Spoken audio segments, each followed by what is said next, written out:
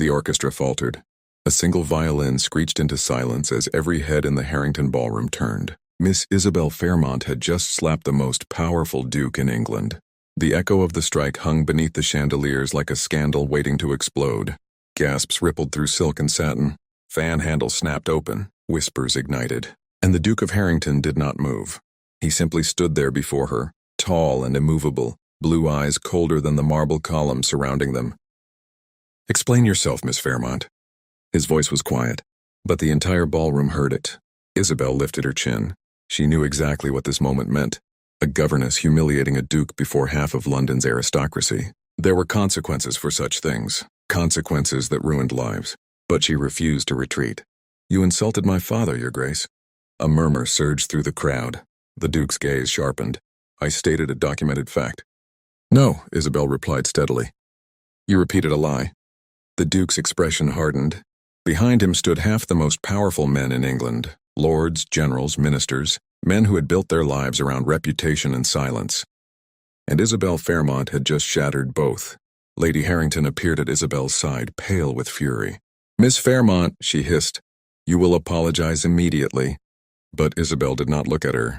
Her gaze remained fixed on the Duke. For a long moment he studied her, really studied her, not the plain wool gown, not the modest governess posture, but the defiance blazing in those green eyes. He had expected fear. He found none. The Duke of Harrington slowly set down his glass of champagne. "Leave us." The command was calm, absolute. The musicians lowered their instruments. Guests drifted backward, pretending politeness while straining to hear every word. Only Lady Harrington remained. "My brother is not accustomed to—" "Charlotte's governess may stay," the Duke interrupted coolly. Lady Harrington fell silent. The Duke stepped closer. Isabel suddenly became aware of the height of him, the breadth of his shoulders, the quiet, dangerous power of a man who commanded governments as easily as servants. "You accuse me of repeating a lie," he said softly. "Yes. You believe Thomas Fairmont was innocent?" "I know he was."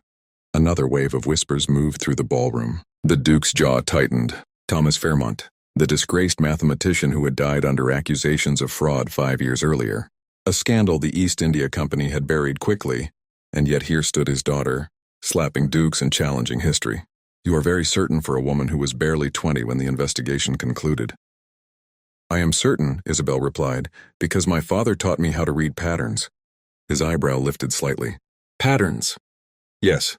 She stepped toward him now, courage burning through her fear. The accusations against him were mathematically impossible. That caught his attention. She saw it, a flicker. The Duke of Harrington was not a man who reacted to gossip, but logic he respected. "What do you mean?" Isabel lowered her voice. "Your Grace oversaw the East India audit in 1819. The ballroom quieted further. The signatures condemning my father appear identical across every document. So? No man signs his name identically dozens of times. A pause. It is mechanically impossible. The Duke stared at her. For the first time since the confrontation began, he looked intrigued. "You believe the signatures were forged?" "I know they were." "An extraordinary accusation. And yet you repeated it tonight as if it were fact." Silence spread across the ballroom. The Duke leaned slightly closer. "So your solution was to slap me?" "You insulted my father." His gaze dropped briefly to her hand, the same hand that had struck him. Then he surprised her. He laughed, softly, low enough that only she heard it. "My God." His eyes returned to hers. "You're not afraid of me." "Should I be?" "Most people are." "I'm not most people." Something dangerous flickered across his expression. Interest. Slowly, deliberately, the Duke turned toward the guests who pretended not to watch. "The matter appears unresolved." His voice carried easily across the ballroom. "Which means it deserves investigation."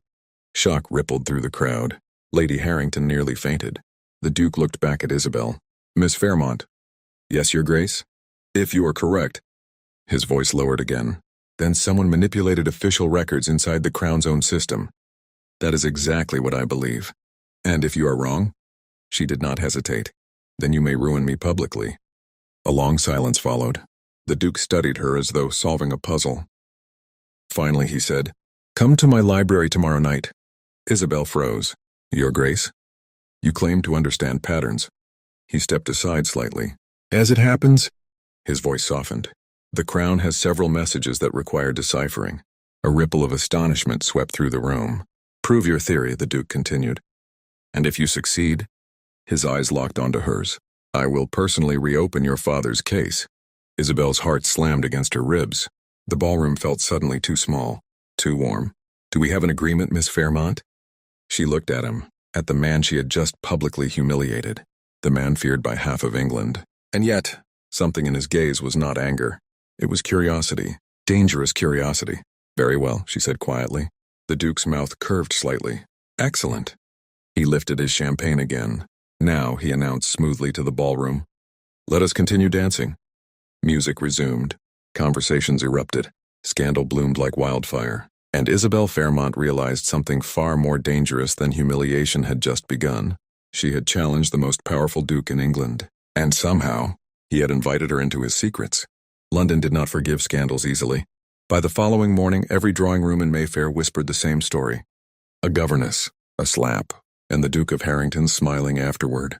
Isabel felt those whispers long before she heard them. The Harrington breakfast room had never felt colder. Lady Harrington poured her tea with sharp, deliberate movements. Charlotte, thankfully oblivious to society's cruelty, continued arranging pressed flowers across the table. But the tension in the room was unmistakable. You have created an extraordinary embarrassment for this household, Miss Fairmont. Lady Harrington's voice was quiet. Too quiet. Isabel folded her hands in her lap. I defended my father. You assaulted my brother. He insulted a dead man. Lady Harrington's eyes flashed. You forget your position. Isabel did not answer. She knew her position perfectly. A governess without fortune, without family influence, a woman society could discard with a single whisper. And yet, the Duke had not dismissed her. He had invited her to his library. That thought lingered in her mind all morning like a dangerous promise. Charlotte suddenly looked up. Miss Fairmont? Yes, my lady? Are you going to the library tonight? Lady Harrington stiffened. Charlotte. But the girl smiled innocently. Uncle William said she must come. The teacup in Lady Harrington's hand stopped halfway to the table. He said that? Charlotte nodded cheerfully. He told the butler to prepare the west corridor after dinner. A long silence followed. Lady Harrington slowly turned toward Isabel. You will attend. The words sounded more like a command than permission.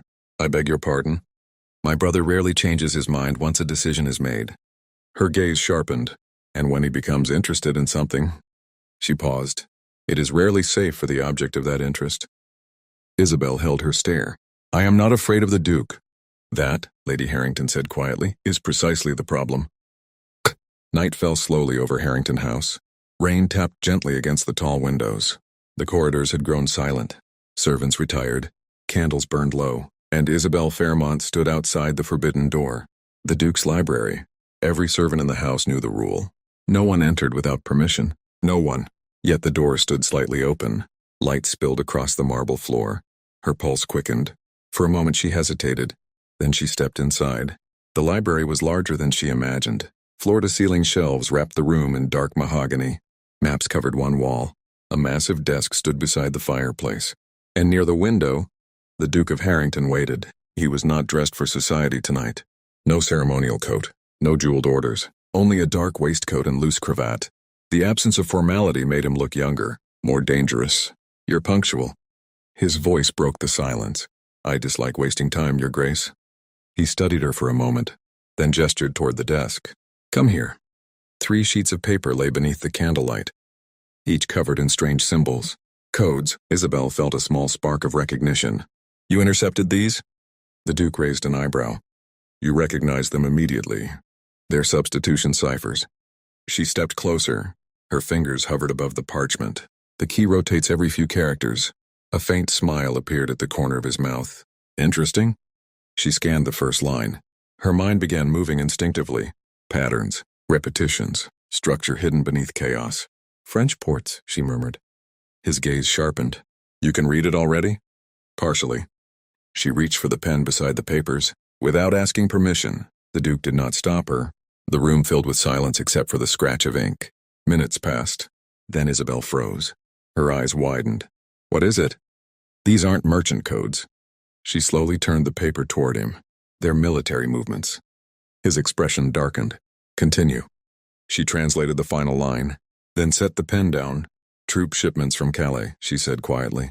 Scheduled for next month. The Duke stared at the page. For a long moment he said nothing. Then he exhaled slowly. Good God. He looked at her again, but now there was no trace of amusement, only calculation. You solved this in 15 minutes. My father taught me. Thomas Fairmont. Yes. The Duke leaned back against the desk. And you still believe he was framed? I know he was. Another silence stretched between them. The fire crackled softly. Finally he said, if you are correct, someone inside the East India Company falsified official documents. Yes. And if that someone still holds influence, then they are still doing it. The Duke's eyes gleamed. For the first time that evening, he looked pleased. Miss Fairmont, he said quietly, how would you like to help me expose them? Her breath caught. You mean, work for you? For the crown. He stepped closer, close enough that she could feel the heat of the fire behind him. There are messages we cannot decode, he continued. Patterns we cannot see. His voice lowered. But you can? Isabel hesitated. Every instinct warned her. This was not merely scholarship. It was espionage, danger, politics. But it was also something else. The chance to clear her father's name. What would you require of me? Discretion. That I already possess. And courage. She met his gaze. You already know I have that. A slow smile appeared on the Duke's lips. Yes. Yes, I do. He extended his hand. Then welcome to a very dangerous game, Miss Fairmont. For a moment Isabel stared at his hand. Then she placed her fingers in his. The touch was brief, formal, yet something electric passed between them. The Duke released her slowly. One more thing. Yes, Your Grace? You should know. His voice softened. You are the first woman who has ever struck me. Isabel lifted her chin. Do you intend to hold it against me? He watched her for a long moment, then said quietly, no. A pause. If anything, the corner of his mouth curved. I suspect I may never forget it. London adored a scandal. Within days of the ballroom incident, whispers about Miss Fairmont followed every carriage and dinner invitation in Mayfair. Some called her reckless. Others called her foolish. But what fascinated society most was not the slap itself. It was the Duke's reaction. The Duke of Harrington had done nothing. No dismissal. No humiliation. No quiet removal from the household. Instead, he had been seen twice speaking with the governess in his own library. That alone made half of London restless. 3 nights after their first meeting, Isabel returned to the library. The household slept. Rain whispered against the tall windows. She slipped through the corridor silently, the hem of her dark cloak brushing the marble floor. Inside, the Duke was already waiting. Tonight, the desk was covered with papers, letters, codes, maps. You are late, he said without looking up. By 2 minutes. That is still late. Isabel removed her gloves. Your clock runs fast. He glanced up at that. The faintest hint of amusement flickered in his eyes. Confident as ever. Accurate as ever. She stepped toward the desk. What are we deciphering tonight? The Duke slid a sealed envelope toward her. This arrived from Lisbon yesterday. Isabel opened it carefully. Her eyes moved quickly across the strange symbols. Visionaire cipher, she murmured. The Duke watched her closely. You recognized it immediately. It's a common diplomatic method. She paused. But the key is unusual. How so? The rotation changes every 7 characters. He folded his arms. And? She reached for the pen. Give me 10 minutes. The room fell silent. Firelight flickered across the walls. The only sound was the quiet scratch of ink. The Duke studied her while she worked. Most women in London were trained for politeness, charm, and graceful silence. Isabel Fairmont possessed none of those qualities. She frowned while thinking, tapped the pen against her lip, muttered calculations under her breath. She behaved like a mathematician, not a lady. It was unexpectedly fascinating. After several minutes, she stopped writing. Done. The Duke stepped closer. What does it say? Portuguese fleet movements.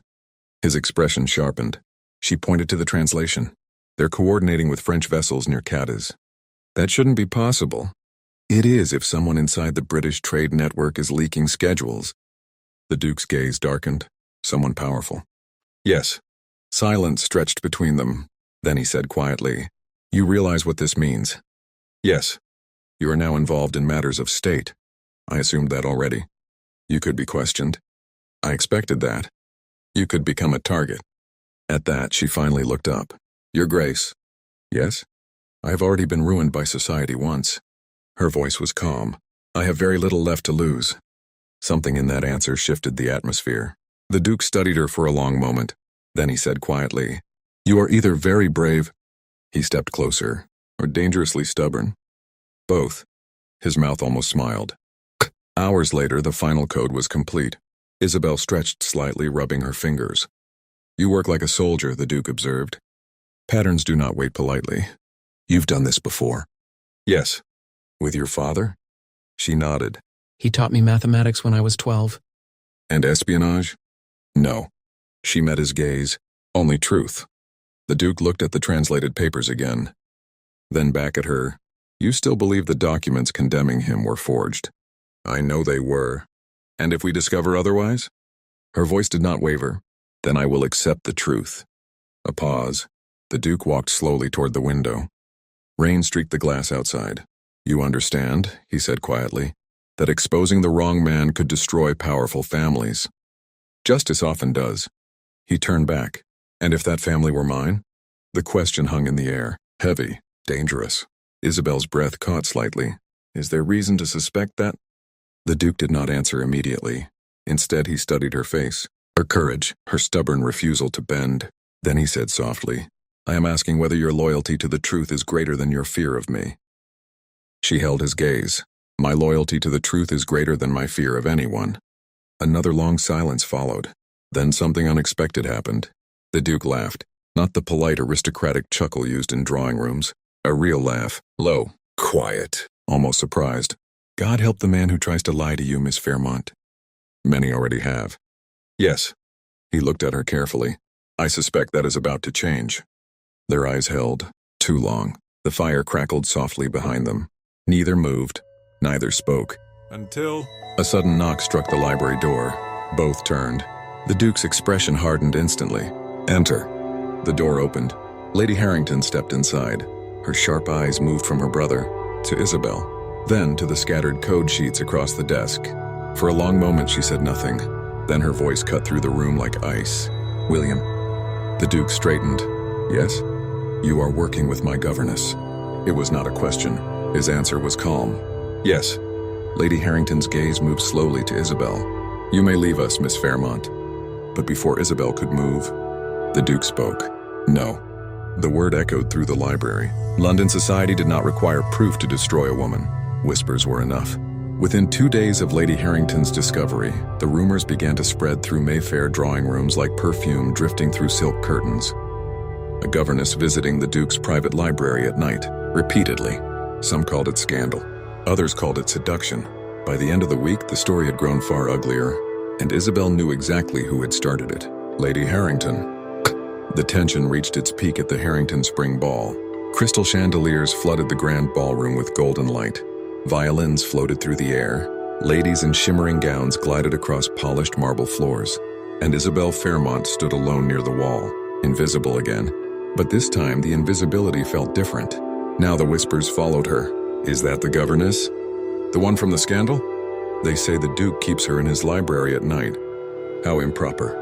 Isabel kept her gaze calm, her spine straight. She had endured worse humiliations before, but the cruelty still burned. Across the ballroom, the Duke of Harrington stood surrounded by diplomats and generals. Tall, impeccably, untouchable. Every woman in the room watched him. Every man listened when he spoke. He looked exactly as London expected him to look. Cold, controlled, unreachable. Yet suddenly, his eyes lifted and found hers. For one suspended moment, the ballroom vanished. He missed a step in the conversation. One of the ministers frowned. But the Duke recovered instantly. The mask returned. The Duke of Harrington never showed weakness in public. Never. Still, a few minutes later he excused himself and disappeared toward the terrace. Isabel should have ignored it. She should have remained inside, safe among polite lies and controlled smiles. But something inside her refused. Her feet moved before reason could stop them. The terrace door stood half open. Cool night air drifted inside. Moonlight washed across pale stone columns and climbing ivy. And the Duke stood alone beside the balustrade, his back to her, hands resting on the marble. "You may come out, Miss Fairmont." Her breath caught. "I know you're there." She stepped forward slowly. "I did not intend to follow you. Yet here you are." He turned. The silver light softened the severity of his face. "You should return to the ballroom." "I will." A pause. In a moment, silence stretched between them. The distant music floated through the open doors. "You should not have come tonight," he said quietly. "My position requires it." "And the rumors?" She lifted her chin. "I have lived with worse." His jaw tightened. "That does not make them acceptable." "They are inevitable." Another silence followed. The Duke studied her carefully. "You heard them?" "Yes." "And yet you remain." "I will not hide because society dislikes the truth." Something in that answer stirred something dangerous in his expression. "You are remarkably stubborn." "You've said that before." "Yes." He stepped closer. Too close. "You realize what my sister is doing?" "Yes." "She intends to force me to dismiss you." "Then you should." The word surprised him. "You want to leave?" "No." Her voice softened slightly. "But I will not be the reason your reputation suffers." The Duke stared at her. "Miss Fairmont." "Yes?" "My reputation survived wars." His gaze darkened slightly. "I doubt a governess could destroy it." Despite the tension, Isabel almost smiled. But then another voice cut through the night. "Dominic." Both turned. A woman stepped onto the terrace. Lady Victoria Lennox. Her emerald gown shimmered beneath the lantern light. Beautiful, elegant, perfectly suited to aristocratic life. She stopped when she saw Isabel. "Oh." The word carried quiet judgment. Dominic's expression hardened slightly. "Victoria, I wondered where you had vanished." Her eyes moved slowly between them. "Am I interrupting something?" "Nothing of consequence," Dominic replied calmly. Victoria's smile was polite. Too polite. "My father mentioned your mother wishes us to dine together tomorrow." Dominic did not answer immediately. Victoria's gaze lingered on Isabel. "A private dinner." The implication hung heavily in the air. "Future engagement?" Society had already decided. Dominic and Victoria Lennox were inevitable. Isabel felt the quiet sting of something she refused to name. "I should return inside," she said softly. She moved toward the doors, but Dominic's voice stopped her. "Miss Fairmont." She turned. "Yes?" His expression had changed again. Serious, almost troubled. "Do not believe everything London says." Victoria's smile thinned. "And what exactly is London saying?" she asked sweetly. Dominic did not look at her. His eyes remained fixed on Isabel. "That Miss Fairmont is far more dangerous than she appears." Isabel held his gaze. "Dangerous to whom?" His answer came softly. "To any man foolish enough to underestimate her." Their eyes locked for a moment. Then Isabel turned and returned to the ballroom. But behind her, Victoria studied Dominic carefully. "You're distracted tonight." "Am I?" "Yes." Her voice softened.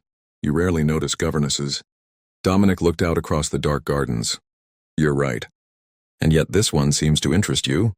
He said nothing. Victoria stepped closer. "Be careful, Dominic." Her tone carried quiet warning. "London forgives a duke many sins." She glanced toward the ballroom doors. "But not if he ruins himself for a woman beneath his station." Dominic's jaw tightened. For the first time that evening, his voice held steel. "Miss Fairmont is beneath no one." Victoria's eyes widened slightly. The silence that followed said everything, and somewhere deep in Dominic's mind, a dangerous realization began forming. The game had changed, and he might already be losing it. The rain began before dawn. Thin silver lines streaked the tall windows of the Duke's private library while London still slept beneath its gray sky. Dominic Carstairs had not slept. The terrace conversation replayed endlessly in his mind. Victoria's warning, Isabel's quiet dignity, and the moment when he had defended her without hesitation. That alone would feed gossip for weeks. He poured another glass of brandy but did not drink it. Instead, he stared at the empty chair across the desk. The chair where Isabel usually sat. The chair that had remained empty for 3 nights. She had not returned. No explanation. No note. Nothing. And Dominic hated the silence far more than scandal. Meanwhile, across London in Bloomsbury, Isabel Fairmont sat beside a narrow window in a modest townhouse. Her Aunt Margaret moved quietly in the small kitchen behind her.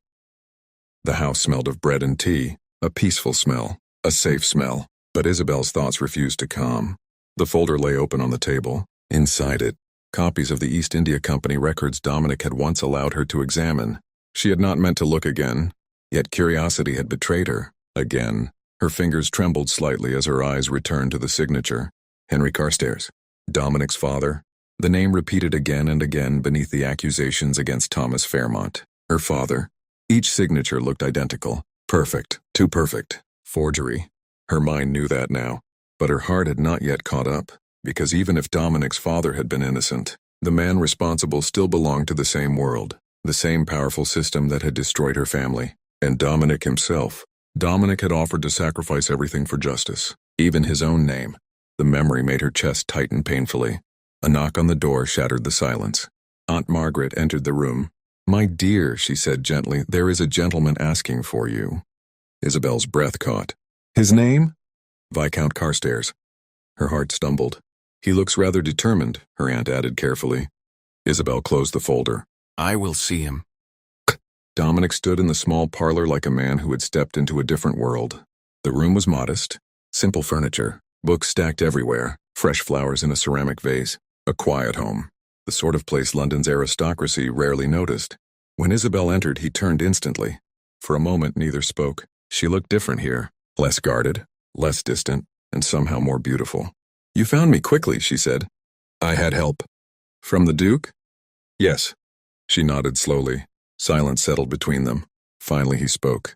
"You stopped coming?" "Yes." "Why?" Isabel hesitated, then answered honestly, "Because it became dangerous." "For whom?" "For both of us." Dominic stepped closer. "You believe my father ruined yours?" "I saw the documents." "And yet you did not allow me to explain." "Because there is nothing you could say that would change the truth." He shook his head slowly. "No." His voice lowered. "You are wrong." Isabel frowned. "What do you mean?" Dominic reached into his coat and placed a folded document on the table. "The Duke investigated the signatures." Her heart raced. "And?" "They were forged." The words hung in the air. Isabel stared at him. "Forged?" "Yes. The handwriting patterns are identical across dozens of documents." Her breath quickened. "That proves imitation." "Exactly." Dominic stepped closer again. "My father was not the man who destroyed yours." "Then who was?" "Sir Edmund Graves." The name struck her like a blow. "The undersecretary?" "He handled the original audit records." Isabel's mind raced. Pieces began sliding into place. Graves had access, authority, time. "But we need proof," Dominic continued. "Real proof. And you believe I can find it?" "Yes." Silence filled the room. Then Isabel asked quietly, "Why?" Dominic did not hesitate. "Because you see patterns no one else notices." "That is not the real reason." He met her gaze. "You're right." A pause. "The real reason is that I trust you." The words landed softly between them. Too softly, dangerously softly. Isabel looked away. "Trust is a fragile thing." "Yes. I almost destroyed yours." "No." Dominic's voice was steady. "You protected yourself." She looked back at him. "And what about you? What about me?" "You were willing to lose everything." His answer came quietly. "I still am." Their eyes held. Too long, too close. Finally, Isabel whispered, "Dominic, if we pursue this—" "I know. It could ruin you." "Yes. And yet you came here anyway." A faint smile touched his lips. "Yes." The silence between them shifted, warmer, more dangerous. Then Aunt Margaret's voice floated from the kitchen. "Tea is ready." Both stepped apart instinctively. Dominic cleared his throat. "Your aunt seems attentive." Isabel almost laughed. "She is protecting my reputation." "As she should." Dominic reached for his gloves. "I will return tomorrow with the Duke." "Why?" "Because if Sir Edmund Graves forged those documents." His eyes darkened slightly. "Then he has been hiding crimes for years." Isabel felt the weight of the truth settling. "And you intend to expose him?" "Yes." He paused at the door. "But I will not do it without you." She studied him carefully. "You trust me with that responsibility?" "Yes." "And with your future?" Another pause. "Also yes." For a moment Isabel did not breathe. Then she said quietly, "Very well." Dominic's expression softened. "I knew you would say that." He opened the door, but before leaving he turned once more. "Miss Fairmont." "Yes?" "You should know something." "What?" A small smile touched his lips. "I have never been so thoroughly defeated by a governess." Isabel's cheeks warmed. "And you should know something as well, Viscount." "And what is that?" She met his gaze. "I suspect you have not lost yet." Dominic laughed softly. Then he stepped into the afternoon sunlight, leaving Isabel standing in the doorway, wondering if the greatest danger between them was no longer scandal, but something far more complicated. The following morning dawned gray and restless over London. Isabel had barely slept. Every hour of the night had been filled with the same thoughts. Forged signatures, Sir Edmund Graves, and Dominic's quiet promise. I trust you. No one had said those words to her in years. Trust had been a luxury lost the day her father's name was destroyed. Yet now everything depended on it. By mid-morning, the Duke of Harrington's carriage arrived outside Aunt Margaret's townhouse. The arrival alone caused half the street to peer through their curtains. Dukes did not visit Bloomsbury Cottages. Isabel stepped outside to meet them. Dominic stood beside the carriage. The Duke remained seated inside, expression composed and unreadable. Miss Fairmont, the Duke said coolly as she approached. Your Grace. Shall we? She entered the carriage without another word. The ride to Harrington House passed in tense silence. Dominic watched her carefully. You look exhausted. I was working. On the signatures? Yes. And? Her gaze lifted. They are definitely forged. The Duke leaned forward slightly. Explain. Isabel reached into her satchel and removed several papers. I copied the original signatures attributed to Henry Carstairs. She placed them beside newer ministry documents. The angle of the capital H is identical in every instance. Dominic frowned. That proves imitation? No. Her voice sharpened. It proves mechanical tracing. The Duke's eyes narrowed with interest. Continue. A real signature always varies slightly. She pointed to a magnified section. But these do not. Dominic leaned closer. Every line is identical. Yes. And the ink? Different composition. The Duke nodded slowly. So the signatures were rewritten later. Exactly. Dominic exhaled slowly, which means my father's name was inserted after the investigation. Yes. Silence filled the carriage. Then the Duke said quietly, and you believe Sir Edmund Graves did it? He had access. He also had motive, Dominic added grimly. Isabel looked between them. But we still need direct proof. The Duke's gaze darkened slightly. That is why I brought you here. An hour later they stood inside the Duke's private study. Tall windows filled the room with pale daylight. Documents covered the desk. Isabel examined them carefully. Authentic signatures from Sir Edmund Graves. Her pulse quickened. This is exactly what we needed. Dominic watched her closely. Can you confirm it? Yes. She picked up a magnifying lens. The stroke pressure here. She pointed. Noticed the small fracture in the ink. Dominic leaned closer. A metal pen. Yes. The same instrument used on the forged documents. The Duke folded his arms, meaning Graves copied your father's signature and used Henry Carstairs as a scapegoat. Dominic's jaw tightened. For years. The Duke's expression hardened. Then we will end it. How? Isabel asked. The Duke's answer came quietly. With a trap. 3 nights later the trap was ready. The Duke deliberately allowed word to reach Sir Edmund Graves. A rumor, an investigation reopening the East India records. Predictably, Graves panicked. And that night, he entered the Duke's library. Dominic and Isabel watched from behind the towering shelves.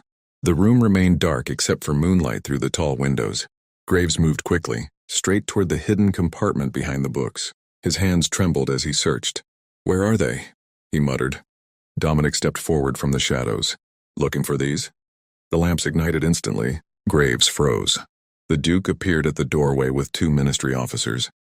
The forged documents lay across the desk. Graves paled. Your Grace, I was merely... Breaking into my house, the Duke finished calmly. Graves's voice shook. I can explain. Please do. Dominic's voice cut through the room. He threw several pages onto the table. Handwriting comparisons, ink analysis, pattern diagrams drawn by Isabel. Graves stared at them in horror. This proves nothing. Isabel stepped forward. Yes, it does. Her voice was steady. Every forged signature carries the same pressure mark. She pointed to the evidence. And that mark comes from a double-pointed metal pen. Graves's hands trembled violently. Dominic's voice hardened. You used my father's name to hide your theft. The Duke added quietly, and when Thomas Fairmont discovered it, Graves's composure collapsed. He shouldn't have looked, he shouted. The room fell silent. Dominic's eyes turned cold. So you destroyed him? I had debts, Graves snapped desperately. I needed the money. And innocent men were convenient scapegoats, the Duke finished. The officers stepped forward. Sir Edmund Graves, one said formally. You are under arrest. The handcuffs closed around his wrists. Graves sagged. Before being taken away, he looked once at Isabel. Your father was too honest. he muttered bitterly. In this world that is dangerous. Isabel's reply was quiet. No. Her eyes were steady. Men like you are dangerous. The officers dragged Graves away. The library fell silent again. For a long moment no one moved. Then Isabel's legs suddenly weakened. Dominic caught her instantly. It's over, he murmured. Tears filled her eyes. My father. He was innocent. Dominic brushed a tear from her cheek. And the world will know. The Duke approached them. The ministry will publish the truth within days. Isabel nodded slowly. For the first time in 5 years, the weight on her chest began to lift. But as Dominic held her close, another realization stirred quietly between them. Something neither of them had yet dared to name, and soon they would have to face it. London adored redemption almost as much as it adored scandal. Within a week, every newspaper in the capital carried the same headline. Fraud in the East India Company exposed.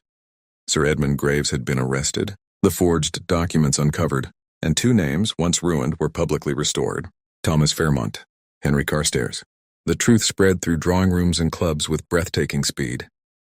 Men who had once whispered accusations now spoke with admiration. Ladies who had once pitied the disgraced mathematician now praised his brilliant daughter. Society had changed its mind, as it always did. But Isabel Fairmont no longer belonged to that world, not as a governess. After the scandal, Lady Harrington had politely explained that the household required less attention from the public eye, which meant Isabel had quietly left Harrington House. Now she lived in Bloomsbury with Aunt Margaret. A smaller life, a quieter life. Yet for the first time in years, it was a life she chose herself. That afternoon the sun warmed the small garden outside the townhouse. Isabel sat beneath the climbing roses reading one of her father's old mathematics journals. Peace felt unfamiliar, but welcome. Then Aunt Margaret appeared in the doorway. My dear. Yes? There's a gentleman here to see you. Isabel closed the book slowly. A gentleman? A very determined one.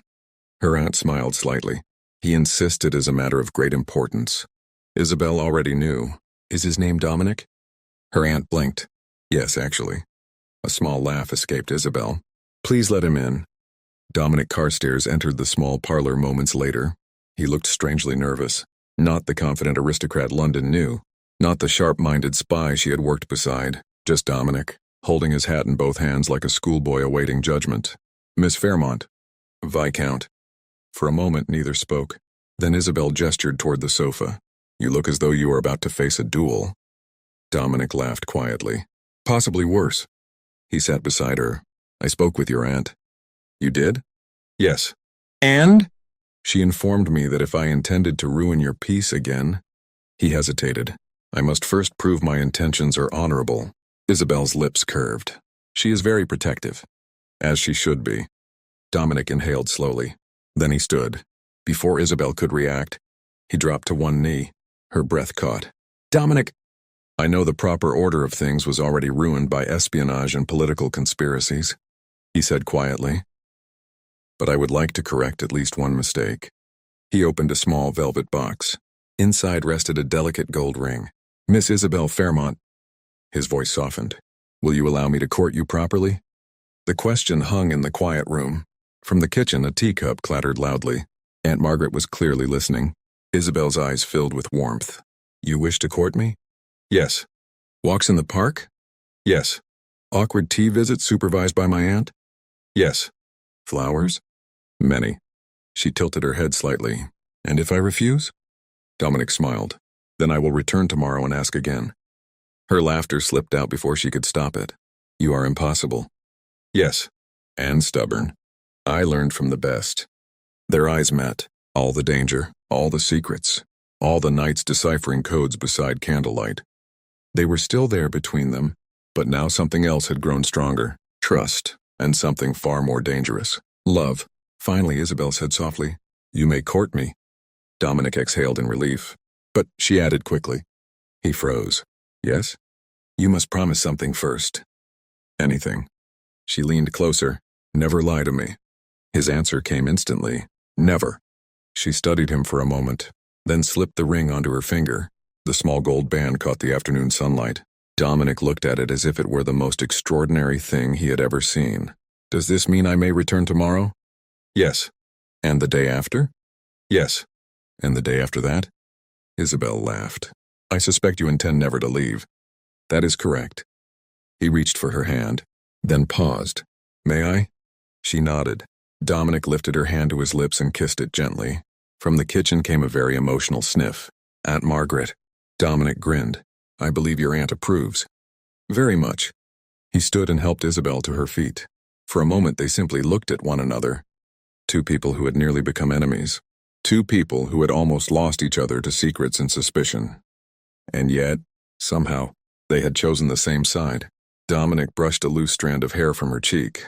You know something amusing? He said quietly. What? The night you slapped the Duke of Harrington? Yes? I thought you were the most dangerous woman in England. Isabel smiled. And now?